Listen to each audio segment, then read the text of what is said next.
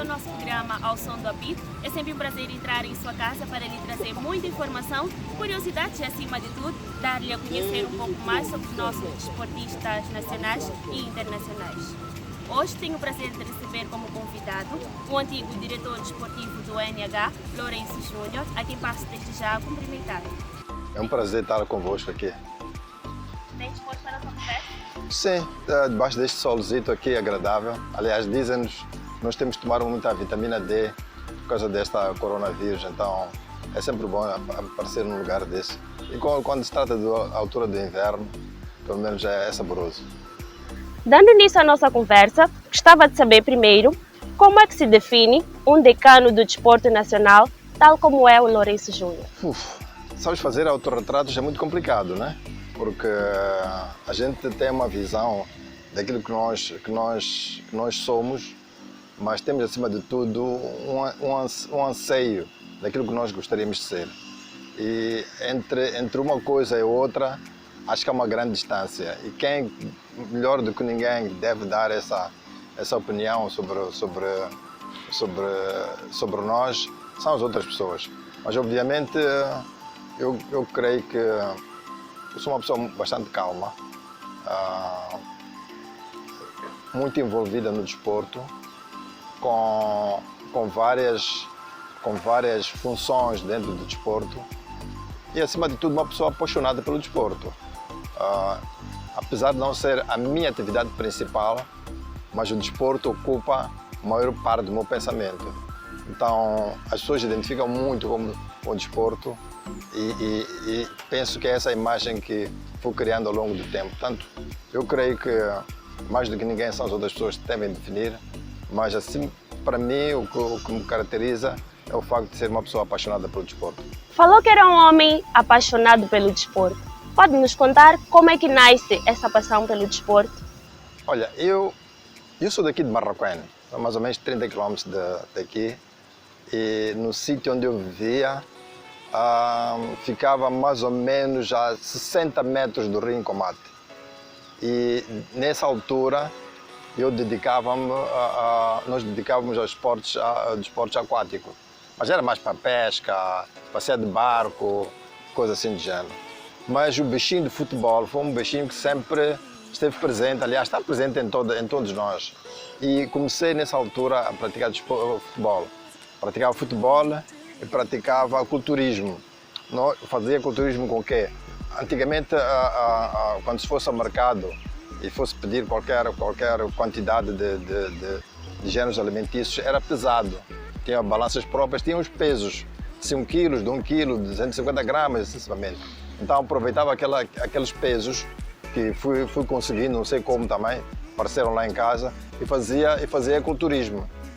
E a partir daí comecei a ganhar um gosto especial, não só por uma modalidade esportiva, por muitas modalidades esportivas. Era o futebol, por um lado, era o culturismo, por outro, era a pesca, entretanto, e também o atletismo. Só para dizer que sempre que me mandassem para o mercado, ou mandassem para a loja da minha casa distava mais ou menos de 1 km, ou quase 1 km, e fazia tudo a correr. Então era conhecido por uma pessoa que gostava muito de correr. E toda a gente augurava um bom futuro como atleta, porque eu tinha muita resistência, para além da resistência era uma pessoa veloz. Portanto, o gosto pelo desporto começou muito cedo nas brincadeiras de infância e foi se sedimentando ao longo do tempo. De forma resumida, pode nos contar como é que foi o trajeto até o estágio de diretor desportivo do NH? O meu percurso como dirigente tem nuances um bocado especiais. Já a partir de uma determinada idade, comecei a praticar natação. Pratiquei um bocado de natação, fruto do incentivo que foi dado na escola, hoje chama-se Estrela Vermelha, antigamente chamava-se Escola Joaquim de Araújo, fruto de um professor que eu gostava muito e que era um praticante de natação. Então aprendi a nadar no Rio em Combate, mas não com técnica, era aquela coisa de nadar como qualquer um de nós nada no Rio. Depois fui aperfeiçoando na escola Joaquim de Araújo, agora Estrela Vermelha. E ao mesmo tempo que eu praticava a natação, praticava também outras modalidades. Era natural naquela altura só alinhar em muitas modalidades. E uma das modalidades que eu praticava para além da natação era o atletismo e o handebol. Parecendo que não, eu era guarda-redes de handebol e fazia atletismo. E como tinha jeito, naquela altura, com a tal atividade que eu tinha desde criança, de correr, de fazer uma série de coisas, acabei inclinando para o atletismo. Fui para o atletismo e lembro-me que fizemos um campeonato a representar a escola Joaquim de Araújo, chamavam os campeonatos distritais. E vinham muitas escolas de vários distritos de Moçambique. Na altura, como Moçambique era província de Portugal, as atuais províncias eram distritos. Eu lembro-me que ganhei uma prova dos 1500 metros. E o que é que me fez abandonar o atletismo é que, depois de ter ganho essa prova de 1500 metros, recebemos uma medalha no Parque dos Culturadores, agora antigamente era Parque José Cabral. E de volta à escola disseram que tinha que devolver a medalha, que é para, numa cerimónia qualquer, iriam fazer a entrega formal, se calhar de uma forma mais especial. E isso não aconteceu. Isso não aconteceu por qualquer razão que eu também não entendo, apesar de que naquela altura as coisas eram feitas de uma maneira muito mais organizadas, mas por qualquer razão não aconteceu. Se calhar por omissão minha ou porque alguma coisa aconteceu, não voltei a não receber a medalha e zanguei-me com o atletismo. Zanguei-me com o atletismo, mas foi uma zanga momentânea. Depois disso, quando deixo a escola, começo a trabalhar. Mas antes disso, na escola comercial, quando eu passo para a escola comercial, continuei a praticar futebol de salão. Futebol de salão, e entre o futebol de salão e o culturismo. Voltei outra vez ao culturismo, fazia culturismo nessa altura, estamos a falar de 72, 73, 74 mais ou menos, fazia culturismo. Depois acabei começando a trabalhar muito cedo, com 18 anos de idade. Comecei a trabalhar muito cedo e ingressei nas linhas aéreas de Moçambique. E nas linhas aéreas de Moçambique é que se dá, se calhar, o salto na direção de conjugar a prática desportiva com o dirigismo. Isto aconteceu por quê? Porque na LAM, na DETA na altura, na LAM atual, nós começamos, a minha secção começou a incentivar campeonatos entre trabalhadores, entre secções das linhas aéreas de Moçambique, de futebol de salão. Então nós fazíamos futebol de salão e, ao mesmo tempo, criamos uma equipa de futebol de 11, que chamava-se Aviação de Moçambique. Então, a equipa de aviação foi criada exatamente fruto desse movimento desportivo que existia entre secções do local de trabalho. Mas, ao mesmo tempo, portanto, enquanto fazia futebol nas linhas aéreas de Moçambique, continuava com a natação no ferroviário. Se for a notar, eu fui derivando de modalidade esportiva a modalidade esportiva. Fazia futebol de salão na LAM, fazia natação no clube ferroviário e depois transito do futebol de salão para o futebol sénior, para o futebol já do campeonato da cidade de Maputo. Quando deixo de praticar o futebol, aliás, enquanto praticava futebol, deixei de fazer a prática de natação e meti-me como dirigente desportivo na natação. Era miúdo ainda, acho que tinha 20 anos, 20, 21 anos, quando começo o dirigismo. Então foi uma coisa engraçada porque eu jogava futebol de 11, era atleta e ao mesmo tempo tinha incorporado em mim a veia de dirigismo, porque eu fazia parte da Federação Moçambicana de Natação, era um dos secretários e por via disso fazia as duas coisas. Portanto, ao fim de semana ou estava a jogar futebol ou estava a dirigir as provas de natação. Se quer que diga, eu nunca fiquei muito atento, ou se calhar a tentar perspectivar ou fazer uma análise de como é que as coisas aconteciam. As coisas aconteciam normalmente, fluíam normalmente. Não havia sobrecarga de trabalho, não havia sobrecarga de tempo. Era possível dividir o tempo, era possível conjugar as duas coisas. Então, o que aconteceu foi que, naturalmente, acabei fazendo as duas coisas sem que uma interferisse na atividade da outra. Portanto, eu fui duas coisas ao mesmo tempo, dirigente e atleta. Realmente era um homem extremamente apaixonado pelo desporto. Eu prometi que não ia fazer questões complicadas e nem difíceis, por isso vou passar para outra, que é a saída do Lourenço Júnior do NH foi algo polêmico. Então, poderia, por favor, nos explicar ou nos contar o que realmente aconteceu? É assim, eu não diria polêmica, porque eu quando fui para o NH, o primeiro processo para chegar lá foi um processo longo, ok? Foi um processo de conversa até chegar a um entendimento e eu aceitar ir para o NH. A questão que se punha na altura, para mim, era a questão da distância, era a questão do local onde eu me encontrava. E eu sempre, nos programas televisivos, fiz sempre questão de realçar um aspecto que estava sempre a desfavor do NH, que era o aspecto de estar numa província em que não tinha acesso a transporte aéreo. Numa primeira fase, o Moçambola chegou-se a fazer por via aérea, o transporte da equipa, na altura era o Vilanculo Futebol Clube, depois passou a ser o NH a partir de 2015. E um dos grandes problemas que para mim criava um bocado de apreensão era a distância. A distância era o fator principal, não porque fosse muito longe, mas porque eu havia de obrigar a fazer viagens constantes de autocarro. E esse era um dos grandes problemas. É verdade que o NH investiu em ter um autocarro grande, mais confortável, mas o autocarro por si só não reduz a distância. A distância continua a ser a mesma.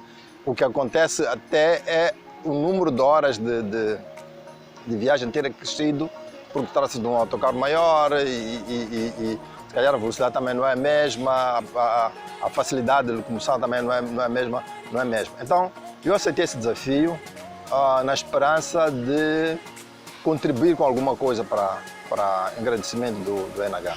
É verdade que eu já estive num clube grande, já estive também num clube pequeno, e este era um desafio para tornar um clube, não sei se o termo será mesmo mediano, mas um clube médio que tinha ambições de se tornar um clube grande.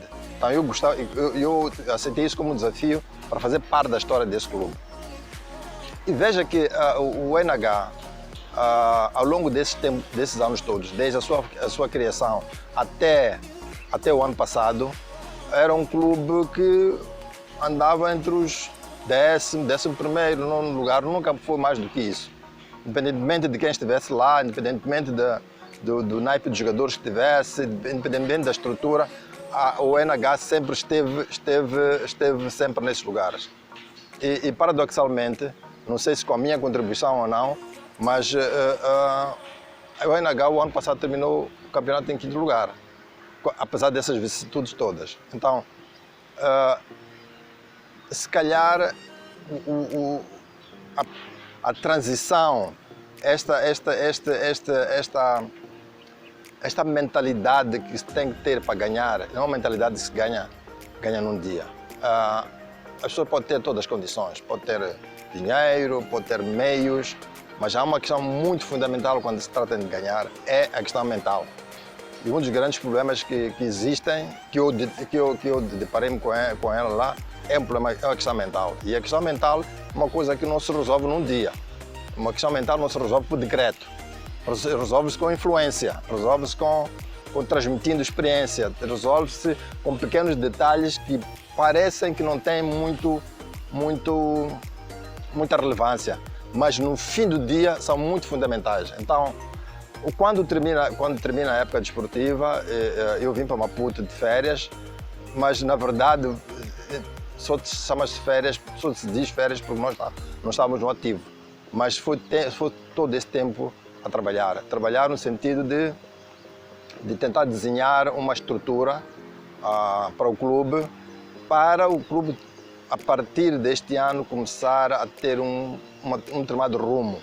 Diz respeito à forma como devia trabalhar, quais são as pessoas com quem devia contar, como é que devia como é que se devia distribuir as tarefas de cada uma das pessoas, essas coisas todas. Portanto, e acho que nesse processo todo foram sendo criados, se calhar, algumas coisas que podem não ter sido felizes, tanto da minha parte ou da parte da direção do clube. E isso fez com que depois, no fim eu tinha um contrato que vigorava até dia 12 de abril e acho que tanto eu como a própria direção, o desgaste se calhar foi evidente. É preciso salientar que o NH tem uma estrutura um bocado anormal no que diz respeito ao funcionamento de uma instituição. Primeiro porque tem uma direção, que parte do corpo está em Maputo, a outra parte está em Vilanculo. Portanto, imagina como é que deve ser a dificuldade em dirigir um clube que tem 2 braços. E essa intrusão que tem que acontecer entre as partes nem sempre é feliz. Nem sempre é harmoniosa. Mas é um processo que eu acho que é um processo de crescimento que era preciso enfrentar com outro saber, e creio eu que isso é que fez com que, de certa maneira, houvesse um desgaste de ambas partes. Eu, porque de 15 em 15 dias quase que fazia 1500 km. De 15 em 15 dias fazia 1500 km. E fazer 1500 km não é brincadeira nenhuma. E imagina o que é isso para atletas de futebol, que têm que ter o tempo de repouso, têm que ter tempo de treino, têm que ter tempo de se alimentar em condições. Isto torna-se muito complicado. Nós nunca chegamos para sentar e discutir, na verdade, as questões ligadas a prosseguir ou não o contrato. Nós nunca chegamos a discutir isso, apenas penso eu que chegou uma altura em que a gente olha um para o outro e diz assim, pronto, o melhor desenlace se calhar é melhor separar-nos. Portanto, não houve polémica, não houve fricções, não houve absolutamente nada disso. Tanto mais que a ideia de fazer um contrato de uma época foi exatamente no sentido de saber até que ponto é que nós podíamos conseguir conviver entre as partes. Portanto, eu, NH comigo e assim sucessivamente. Mas pronto, não aconteceu. Terminou o contrato e eu estou aqui em Maputo, estou a tratar da minha vida. Há quem defenda que o NH saiu a perder com a saída do clube. Sente falta de algo no NH? Bom, eu disse que o NH precisa, do meu ponto de vista,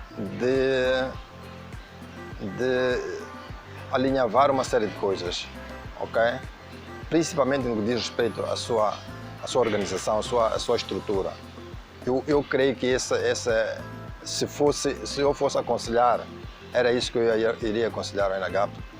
A estrutura tem que ser uma estrutura muito mais profissional, com gente muito mais capaz de dar respostas àquilo que são os desafios atuais. A profissionalização não diz respeito apenas a ter pessoas a trabalhar o tempo inteiro. Diz também respeito a uma forma de ver as coisas, de abordar, de conceber, de executar, que isso leva o seu tempo. Uma estrutura não se cria num dia, não se cria num ano, e muitas vezes levamos um ano para perceber a filosofia, a mentalidade, a interação entre as pessoas, leva muito tempo. Eu creio que o tempo não foi suficiente para fazer aquilo que era minha ambição, e se calhar não foi suficiente para construir aquilo que seria o desejo do NH. Mas eu acredito que seja quem for no futuro, pode encontrar algumas bases criadas em termos de pensar o que é que se tem que fazer, como é que tem que ser a estrutura do clube, porque se não fizer isso, corre o risco de ser sempre uma eterna esperança. E eu creio que com os investimentos que a ONH faz investimentos ao nível das melhores equipas aqui de Moçambola, mas em termos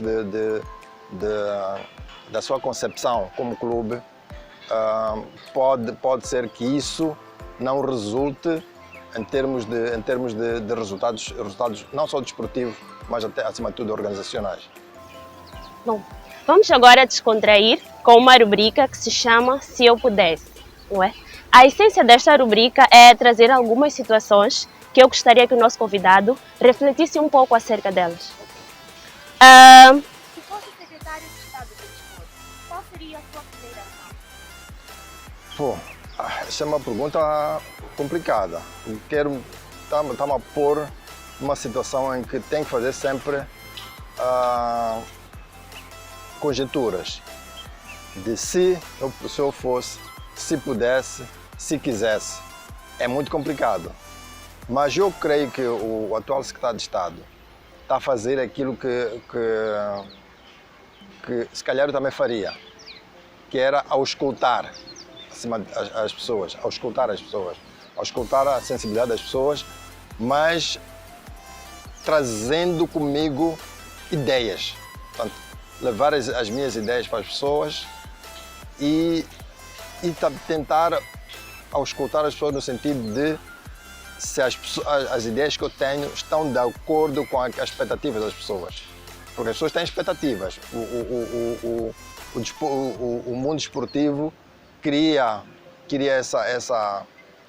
Por serem muitas modalidades esportivas, não só uma, tem que pensar de uma forma global e ter ideias concretas sobre como gerir esta máquina para ter os resultados. Agora, a primeira ação, do meu ponto de vista, era antes mesmo, até se calhar, de aceitar o cargo, era saber ao cargo para o qual me propõem o que é que pensam que deve acontecer. Portanto, as expectativas da pessoa que fosse-me escolher. Porque o que acontece muitas vezes é que você vai para um cargo sem que tenha tido um diálogo com a pessoa para saber o que é que a pessoa espera de si.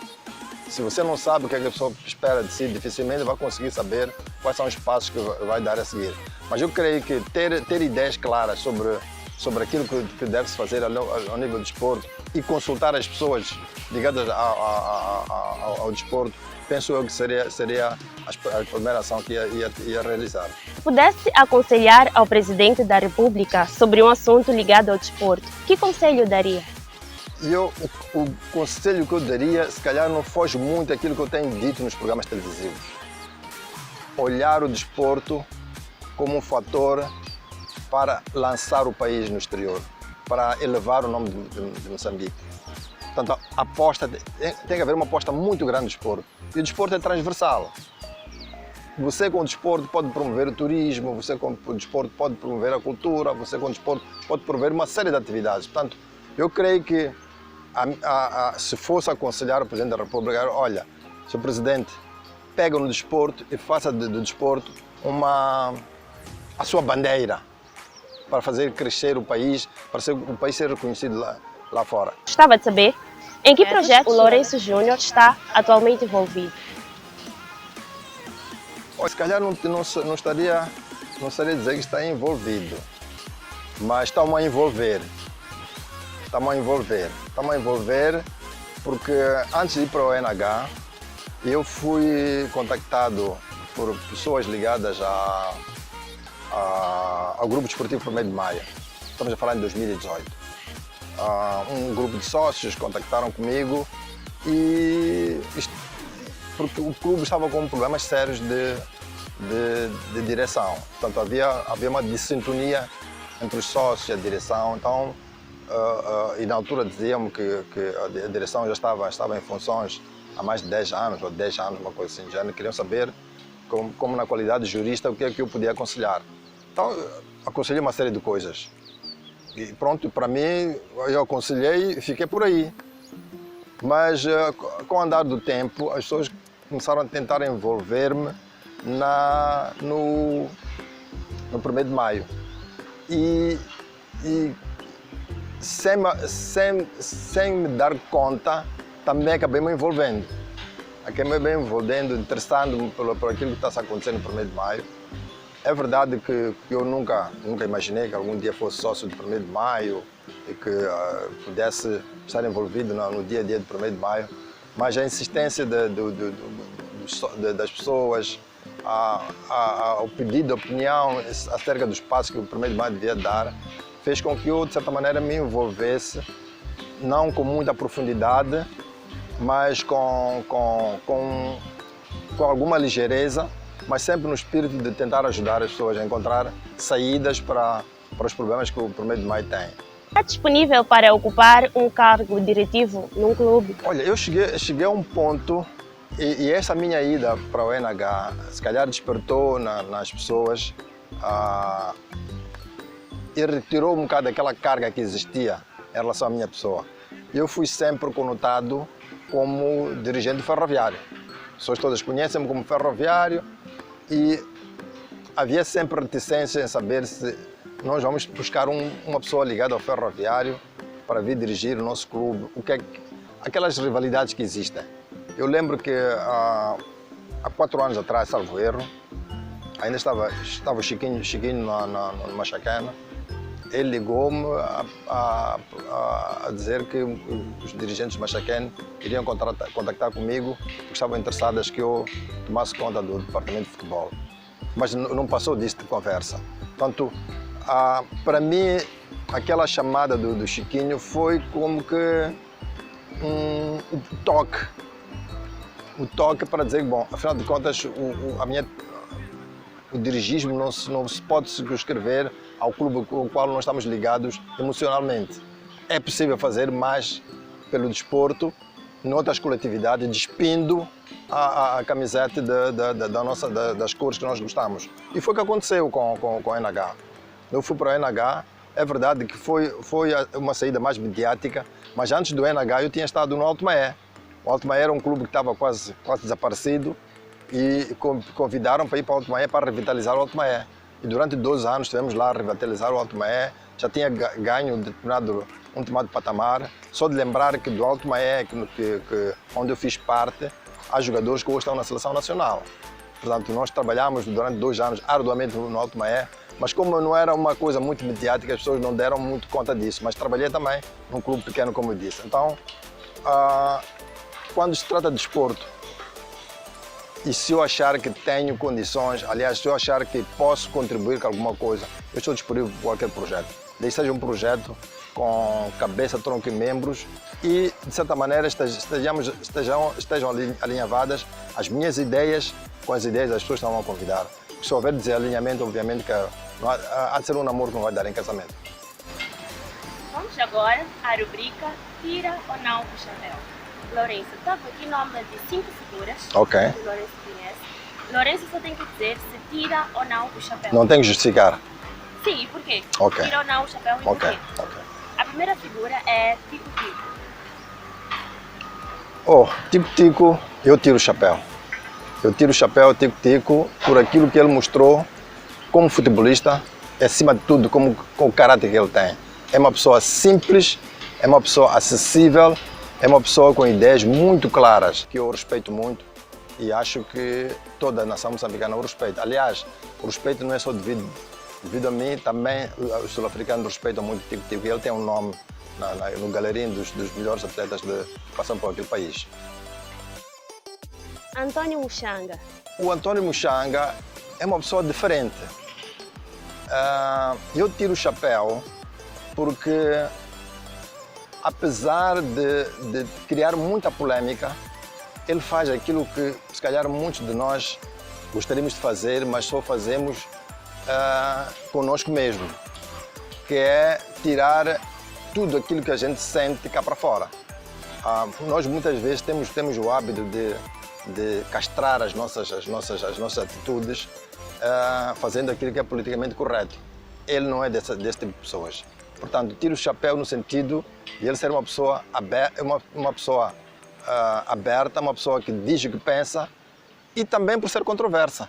Eu gosto de pessoas controversas e o Muchanga é uma pessoa controversa, por isso eu tiro o chapéu por essa controvérsia que ele tem. Tavares Martinho. É uma pessoa que eu respeito, ok? Nós não tivemos uma relação ótima, mas nós tivemos uma relação profissional. Então eu respeito por isso. Eu respeito por ele. Eu dizia que podia abanar o chapéu. Podia abanar o chapéu. Ok. Vitor Mayamba. Vitor Mayamba, ele considera-me um pai, porque Vitor Mayamba eu conheço desde 2004, 2005. Portanto, Vitor Mayamba esteve comigo no Alto Maé e por todos os clubes onde eu passei, ele também esteve. Portanto, eu estive no Alto Maé com ele, na área de formação, e foi um jovem ambicioso no sentido positivo. Uma pessoa que gosta de fazer as coisas, gosta de aprender e é irreverente. Eu tiro o chapéu exatamente por causa disso, pela sua irreverência. E sempre que for possível eu trabalhar com ele, eu vou lhe chamar para trabalhar comigo. Porque eu acho que é um jovem muito irreverente, que tem uma ambição, se calhar não encontramos em muitos jovens da idade dele. Há muitos jovens que se conformam com muita facilidade. Eu acho que ele não. Ele é uma pessoa que não se conforma, uma pessoa que luta, que procura, que incomoda, e isso para mim é bom para alguém estar a seguir uma carreira como a carreira de treinador. Portanto, eu tiro o chapéu. E por fim, o Sérgio Traquil. O Sérgio Traquil, eu tive 2 conversas com ele. A primeira foi no dia que ele chegou ao NH, foi-me apresentado e foi um jantar entre a direção toda. Nós estivemos ali a conversar, a trocar impressões. Foi mais no sentido de fazer perguntas e obter resposta da parte dele do que propriamente uma conversa sobre aquilo que se pensa em relação ao clube. E a segunda conversa foi já no campo, onde falamos de pequenas coisas, banalidades. Portanto, eu não posso dizer se tiro o chapéu ou não, porque é uma pessoa com quem eu não me relacionei. Eu, como não me relacionei com a pessoa, não posso tirar o chapéu. É verdade que está a haver muita polêmica em relação à situação dele, contratual, em relação às certificações, mas eu creio que isso não pode ser isso que vai me fazer deixar de tirar o chapéu ou tirar o chapéu por ele. É indiferente a presença dele aqui no nosso futebol, porque eu não tive nenhuma relação e não conheço com profundidade o sujeito. Portanto, sendo assim, não posso nem tirar o chapéu, se calhar nem continuar com o chapéu na cabeça. Caminhamos a passos largos para o fim do nosso programa, mas antes gostava de saber do Lourenço Júnior se tem algum sonho por realizar que queira partilhar conosco. Mas o meu grande sonho seria estar numa coletividade em que pudesse mostrar ou transmitir o pouco que eu aprendi durante este tempo todo, e o sonho seria literalmente esse. Seja em coletividade, seja onde for, mas onde pudesse dar o meu contributo de forma séria, de forma organizada, de forma que no fim pudesse olhar e dizer que, bom, está ali uma obra que eu também participei nela. Portanto, não sei se esse sonho vai se realizar, mas se realizar será com muito gosto. Mas a expectativa é de estar numa instituição em que eu possa sentir-me bem e conseguir contribuir para o desporto moçambicano, que é aquilo que mais mexe comigo, que é ver o desporto elevado a mais alto nível. Já agora, pode deixar ficar as Bom, as considerações do meu ponto de vista seria no sentido de nós olharmos para o desporto como uma atividade que pode engrandecer o país. Conjugarmos esforços falarmos muito sobre ele, debatermos muito sobre o desporto, encontrarmos soluções que sejam soluções à medida das possibilidades do país, mas acima de tudo à medida das nossas próprias ambições. E um dos fatores que nós temos que ter no desporto, que tem faltado muito, é paciência. Temos que trabalhar com grande profissionalismo, mas temos que ter paciência para obter resultados. Os resultados não aparecem porque nós projetamos uma ambição de dizer, bom, nós queremos ser campeões. Os campeões surgem em consequência de um trabalho que é feito com abnegação, com paciência. As pessoas no nosso país têm o hábito de ser muito impacientes. Querem as coisas, querem semear e logo a seguir colher. Não é possível. Até a arte da agricultura é uma arte que tem as suas etapas. Nós não podemos queimar as etapas têm que acontecer naturalmente. Nós, se formos campeões da África, vamos ser campeões, temos que ser campeões, seja de que modalidade for, de uma forma sustentada. Senão vai acontecer aquilo que aconteceu com a Lourdes Mutola. Apareceu uma Lourdes Mutola por acaso da natureza, desapareceu e não houve mais nada. Portanto, não foi fruto de um trabalho consequente que a Lourdes Mutola surgiu. Portanto, eu creio que, para nós, a paciência tem que ser um dos temas. A segunda tem que ser discutirmos a vida desportiva. Se nós não discutirmos a nossa vida desportiva, vamos ter problemas muito sérios, porque vai acontecer que cada um há de fazer o que vai entender, não há de haver uma ideia única. E a ideia única é aquela que tem que fazer prevalecer para que o país conquiste títulos e seja reconhecido a nível internacional. Muito obrigada pela presença. Chegamos ao fim de mais um programa Ao Som do Apito. Eu volto na próxima edição com muitas novidades para si. Siga as nossas redes sociais, previna-se da Covid-19 e não se esqueça, nós vivemos o desporto.